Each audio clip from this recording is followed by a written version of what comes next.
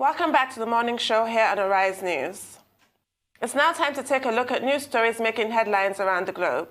After keeping mum for several hours, the Nigerian presidency last night dismissed as untrue the list circulating in the media containing names of 35 aides of Vice President Yemi Osinbajo purportedly sacked on Tuesday night.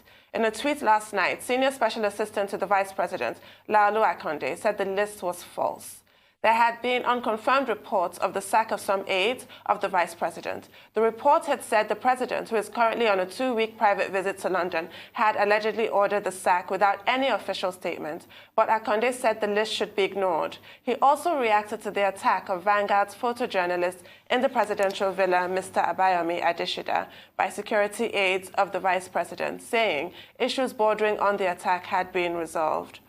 Well, this must be cheering for those 35 people mentioned to know that they still have their jobs. But what on earth is this sort of campaign of misinformation? Honestly. And who is behind it? Yesterday, we had this conversation with former media aide to former Vice President Namadi Sambo in our Abuja studios, and in our Lagos studios, we had Mr. Yinka Odumakia, Femi Fallon spokesperson.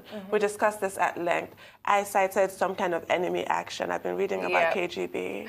Who's behind this campaign? This is like a smear campaign going on. Absolutely. If at all. And who do we believe, actually? Thank you, because before we had our guests on the show yesterday, I was taking quite a strong stand with the same viewpoint that Dr. Abati had, which was that we shouldn't lean towards conspiracy theories. So it would be great to see what our guests really have to say and understand why they are really convinced that there is a rift in the presidency between the president and the vice president. However, when they sat on the show yesterday and they cited their own examples and reasons as to why they believe this could exist, I was actually a lot more convinced to believe that, okay, something could be going on here. But there is definitely someone behind this because it is extremely, extremely systemic now. And everything is just piling up and something needs to be done. Because reports are coming out that seem so verified to the point where they are name-dropping. People think their jobs are gone. And then you have the presidency coming out and dismissing such a large report. So something is definitely going on here with conspiracy because there does seem to be someone conspiring against the presidency right now. Exactly, Lena. These are not vague reports. Look, this last one with the 35 aides, just like you said, names were named, designations, there was like a detailed list, and all of a sudden it's been dismissed. There's something very strange going on. Anyway, we'll be reporting on more of it as it continues to happen. Now, Justice Falashade Ogunbiyi-Giwa of the Federal High Court, Abuja, has ruled that the Independent National Electoral Commission was wrong to have excluded the candidate of the Social Democratic Party in the November 16 governorship election in Kogi State, north-central Nigeria. Governorship candidate of SDP, Natasha Akpoti, her deputy, Adams Khalid, and their party, SDP, had dragged the electoral body before the Abuja division of the Federal High Court to challenge their exclusion from the November 16th governorship election in Kogi State.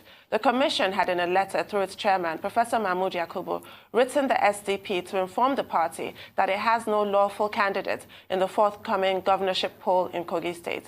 The judge said at best the commission, being a legal entity, could have approached a court of law to disqualify the candidate deemed not qualified to contest an election.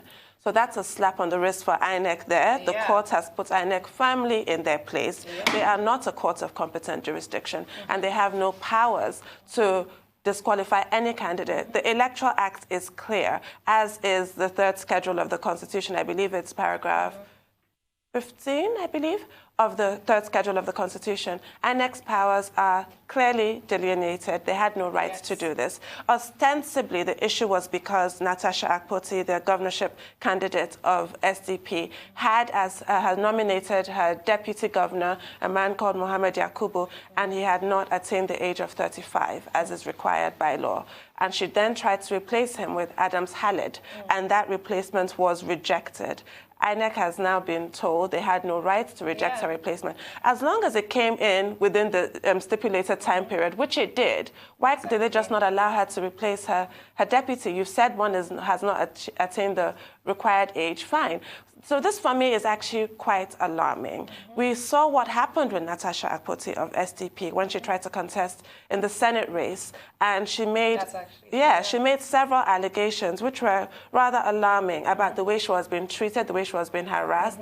She was in fear for her life, as were her supporters. And then we now had this attempt to completely remove her from the ballot. And INEC does not have that right. She also she's taken INEC to court, actually. Very good. With regards to the double registration that she's alleging, that the governor of Kogi State, the incumbent governor who is running for re-election, Yahaya Bello, registered twice as a voter in Nigeria, so he should be struck off. Yep, absolutely. Not allowed, he should be barred from holding any political office for 10 years as a result of this. So that's another case that's still pending. That's only a few weeks old, so we'll know the results of that. And it's good to see her taking such a strong stand for what she believes in, because women are so deliberately disempowered anyway from the polity, and your race is already going to be 10 times harder. First of all, INEC had no grounds whatsoever to disqualify you, and that's the exact problem that we speak about when we ask ourselves if INEC can actually ever be a strong institution.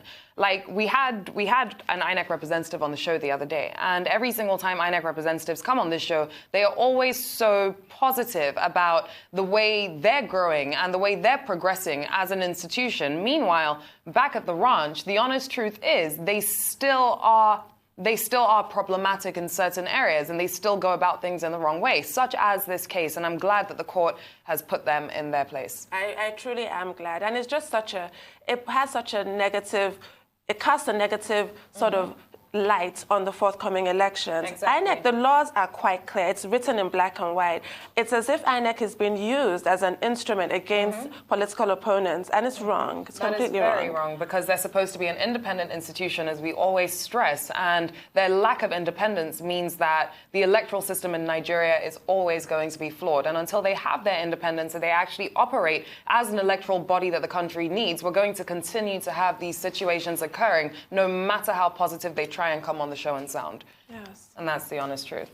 Now, Femi Fallon, a senior advocate of Nigeria, says legal measures will be taken against the Department of State Services over its refusal to release Omoyele Sowore, convener of the #RevolutionNow movement. A federal high court in Abuja had this past Wednesday ordered the release of Sowore alongside one Olawale Adebayo, but the DSS did not comply with the order. In a statement on Thursday, Fallon said this is the second time the DSS would ignore a court order to release Sowore. On 8 August 2019, the Honorable Justice Taiwo granted the application of the State Security Service to detain Mr. Omoyele Sowore for 45 days. Upon the expiration of the 45-day detention period, the court granted Mr. Sowore bail on September 24, 2019. He met the bail conditions, but State Security Service refused to release him from custody. This is another really quite disheartening situation where a court order is being disobeyed again. We spoke about this yesterday. Again, yes, whether or not they will release him. In Nigeria now, we now have to ask ourselves whether or not a court order, an order, mind you, not a court suggestion, not a court request, an order. We have to ask ourselves whether or not it will actually be obeyed. It's horrendous. It's absolutely horrendous. And the honest truth is, at this point, when Sowore is finally free, which I believe he will be one day, this government and this administration is going to have turned this man into some sort of hero. Yeah. And honestly speaking, I cannot believe that they've taken it this far. I can't believe it. There has been a court order. He has met his bail conditions, which were already impossible, and he is still in DSS custody. It's I am glad that Femi Fallon has decided that, you know what, now we'll just take the DSS to court, because really and truly, it's baffling. And then I don't understand what the DSS or whoever it is so afraid of, because the bail conditions make it quite clear that neither Omoyele Sowore or his mandates, the other man that's been held alongside him, can address the press. One of the mandates cannot leave Osun State. Sowore cannot leave Abuja. So really, they're not exactly a huge threat. It's not like they can now be released on bail and then attempt to convene Revolution Now again. They can't do that. So why not just give them their rights? Honestly. And we should all be worried, because this could be anybody. This could be anybody. And honestly speaking, it is getting to that point where every single person should be on high alert, because the government seems to think that they are above and beyond the law in certain cases such as this. And it's such a sensitive case, but really and truly the law is the law. A court order has been granted. His bail conditions have been met. So you have no grounds onto which you can say that he is not being released. And if there is something that the public don't know, then it's actually your duty to inform the public,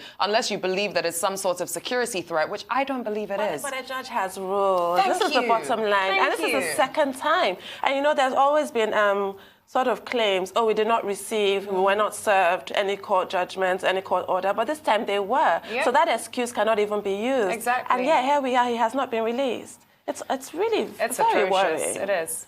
It is. And it makes you wonder, it actually just, like you said, he's been made into a hero because the whole hashtag revolution now might not have even gotten that much traction. It would have happened in August the 5th. We might have forgotten about it by now. Exactly. But we're still discussing it. Exactly. Anyway, at this point, we'll take a short break and we'll be back with more news headlines. Please stay with us.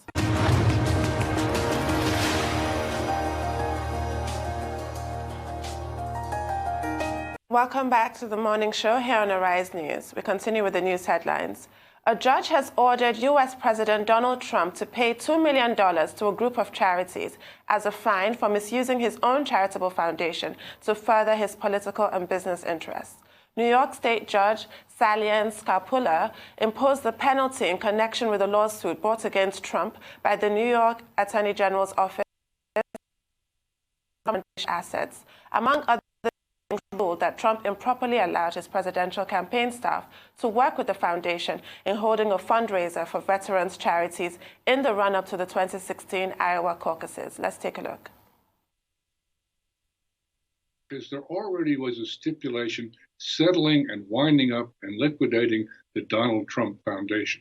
All that came in new in this decision was this personal liability for $2 million, which is small in terms of what the overall case could have required. For example, the Attorney General of New York asked that Donald Trump be barred for life from ever again running a foundation, and the New York judge refused to grant that. That would have been something more shocking. The money here is going to go to some 8 charities, all of which are well-known and not in any way connected to Donald Trump. So I doubt there's going to be an appeal. But she does find that Donald Trump breached his fiduciary duties to the foundation and used this foundation, which is supposed to be a charitable organization, as a pure vehicle for his political campaign. And he was using it during the Iowa primaries in 2016 to basically present himself to veterans in the state of Iowa. And thus it was simply using the foundation as an arm of this political campaign. This is not a criminal prosecution. This is entirely civil, and his lawyers have signed off on this stipulation. Thus, we have to distinguish this from other cases that are now pending, which are testing how far the government can go at the New York State level in criminally investigating Mr. Trump and his tax returns. I think this is pretty clearly within the scope of prior precedents, including a famous case involving Bill Clinton, in which the Supreme Court upheld that you can investigate and sue a president with regard to his personal activities and his private affairs. They are looking at how he used the money in his foundation. They are not testing or challenging anything about his acts as president. I think it would be damaging, almost fatally so to anyone else, but Donald Trump has the ability to withstand all kinds of crises like this. So this might not even be a page 1 story for many newspapers. It's just one more event in which Donald Trump lives up to the personality of Donald Trump. Wow. You just said that would be damaging to anybody else, but not Teflon Trump. But I have to say, it does continue to tell a story. This is another form of abuse. We have the impeachment inquiry going on about abuse of power. And on this situation, it's a breach of fiduciary duty. It is completely amoral to have this event, Trump for Veterans, as it was tagged, raise money ostensibly for veterans and then divert that to your political campaign. Terrible. And the judge said that the Trump Foundation was effectively just used as little more than a checkbook. That is a direct quote, by the Trump family, Trump and his 3 eldest children. I mean, we all contribute to charities. We use our hard-earned money. We contribute to charities, NGOs. Imagine for a second the proprietors of those charities or NGOs using our money, diverting it away from what we intended it, using it for themselves to further their own political, business, whatever interest. I mean, it's really nauseating. Even though it's not a criminal trial, it's civil. This fine that's been slapped on Donald Trump that he has to pay personally of $2 million to 8 charities that have nothing to do with him is a slap on the wrist for him, but it's disgusting, quite frankly. You used the right word. It's nauseating. Like, it's honestly one of those situations where, again, he's proven that he's just an immoral character. And for many more reasons than one now, he's just someone that should not be in office. How can you use a charity and divert those funds to your political interest? And the honest truth is, he really seems not to have a conscience either, because if you did, you would be quite, what's the word I'm looking for? You'd be quite hesitant about the way in which you just casually use your charity to divert funds towards your political campaign. And clearly he's not, really and truly, because he doesn't care what comes out about him anymore. He doesn't even care if he admits to his wrongs, because he just believes that even if he's wrong, he's right. So good luck to him. And his base belief is right, because he's famously said that he could stand on Madison Avenue, I believe it was, and shoot somebody, and they would still vote for him. So as long as he has that, and also this is not, you can't expect him in his 70s, 73 now, to change the habits of a lifetime. Exactly. His whole career has been characterized with this. He's a person who plays to win. He does not encumber himself with niceties like integrity and decency that other people think about. For him, no. He just blurs every line and just goes full steam ahead. This is embarrassing. It's extremely for the embarrassing. occupants of the most powerful office in the world. This is really, it's a disgrace. It is. Now to China. China has slammed radical protesters in Hong Kong as mobsters, in quotes, using violence to influence upcoming local elections after a pro-Beijing lawmaker was injured in a stabbing incident. The international finance hub has been shaken by 5 months of huge and increasingly violent protests calling for greater democratic freedoms and police accountability, with Beijing and Hong Kong's unpopular leader, Carrie Lam, refusing to offer a political solution to the protesters' grievances. Violence has spiraled on both sides of the ideological divide. In the latest incident, a man holding a bouquet approached pro-Beijing lawmaker Junius Ho on Wednesday morning as the politician was campaigning in his constituency near the border with China before assailing him. It must be said, Junius Ho was injured in this attack, but activists are actually claiming that the attack was some kind of a hoax or something, that Junius Ho staged it, that it's a lie, that his injury is so minute, it's rather convenient, that he's doing this for press. I mean, I think that's quite a harsh thing to say, because he was stabbed. He was stabbed. So it just goes to show the deeply entrenched positions that both sides are taking. Unfortunately, a student called Chow has died. He fell off a 2- or 3-story car park and died of his injuries, and that is expected to further galvanize and further pour fuel on the flames, because really he died trying to escape when police were dispersing tear gas. And now we have the first fatality of a student. Another student that was shot when the police used live ammunition, thankfully did not die. But really, it seems as if the violence is only escalating. Yeah, it seems as though the violence is only escalating, and that's why it's getting more and more worrying, because lives are being lost now, laws are being broken, and there's just so much unrest that it's not just affecting them, but it's actually affecting global politics and global peace right now. So it's a very worrying situation. And honestly speaking, just hearing about lives lost and what you just described, it's so sad. It really is. It really is. Chow was supposed to graduate this week, like with the rest of his peers, and he died. It's dreadful. That is so and it sad. just seems that nothing is being addressed. One of the major protest points is that they want the protesters to be respected. They should stop calling them rioters and what have you. And now they're actually being called mobsters, so that's even worse. Carrie Lam is seeming to not be budging anytime soon, because she just had a nice photo up with Xi Jinping, so that's some kind of show of solidarity with her. The police brutality continues. I mean, it's terrible. And this is the financial hub of the world, really and truly speaking. So the amount of unrest that it's caused is terrible. And one of the main points the protesters had been calling on since the early weeks of the protest was for her to resign. And she's not going to do that. No, and so long as she sits in that office as chief executive of Hong Kong, I don't know how they're going to be able to lessen the amount of violence that's just taking over the entire city right now. I don't know how they're going to be able to do it. I'm not sure either. Something has to give. Yeah, something does have to give. We need to...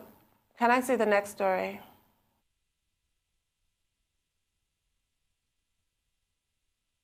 Move it to the next story.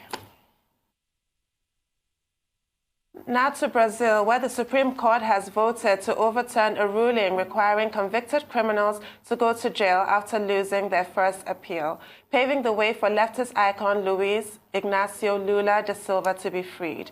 The decision means thousands of convicts could be released from prison, including Lula, who is among dozens of political and business leaders caught up in a sprawling corruption probe.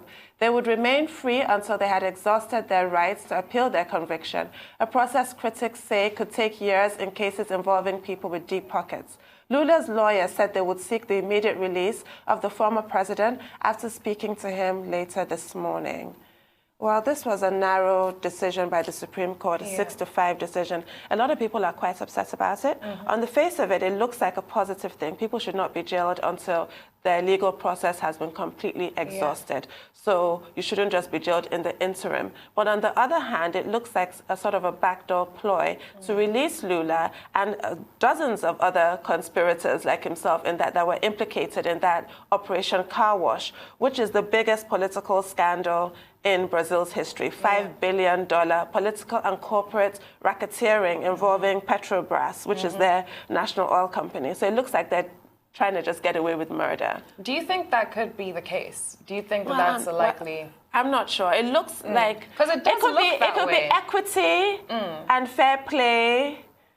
On the other hand... It just doesn't sound like equity and fair play, though. The situation just does look a bit dodgy. Yes, because it looks like Lula and the other people, I mean, there are a good 20 people. This is like a huge financial scandal in which several people were implicated. Lula was president of Brazil for 7 years. To end up in jail, it did say a lot about the Brazilian system. People were applauding that, nobody's above the law, but now we have this decision. So it appears that he'll be coming out of jail now.